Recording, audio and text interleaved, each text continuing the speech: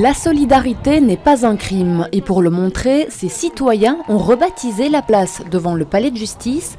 Pour Anouk, hébergeuse sur le banc des inculpés, c'est avant tout un procès politique. Maintenant les élections sont passées, il n'y a plus de visites domiciliaires, c'est terminé, il n'y a plus de policiers au parc, enfin bon voilà, on voit bien que maintenant ils se sont ramassés une claque, ils ont bien vu que c'était pas ça le sujet le plus important à régler en Belgique et donc maintenant je crois que les hébergeurs vont avoir un peu la paix. Au total, 12 personnes sont poursuivies pour trafic d'êtres humains et organisation criminelle.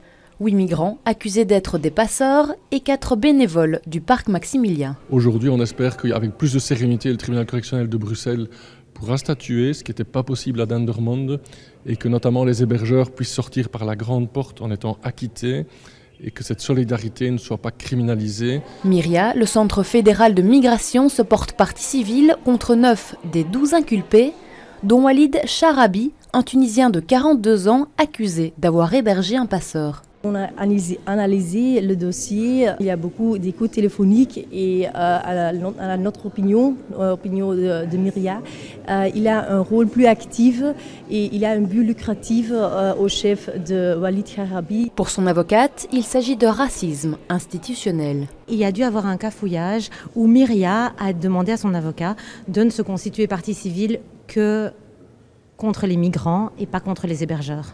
Et en regardant les noms de famille uniquement, ils se sont dit celui-là c'est un migrant. La constitution de partie civile faite par Myria est raciste, est discriminatoire, parce qu'en dehors de sa nationalité qui est différente de celle des 3 autres hébergeuses, il n'y a aucune différence dans le dossier. Le procès doit encore durer 2 jours. Prochain rendez-vous jeudi matin avec les plaidoiries de Myria.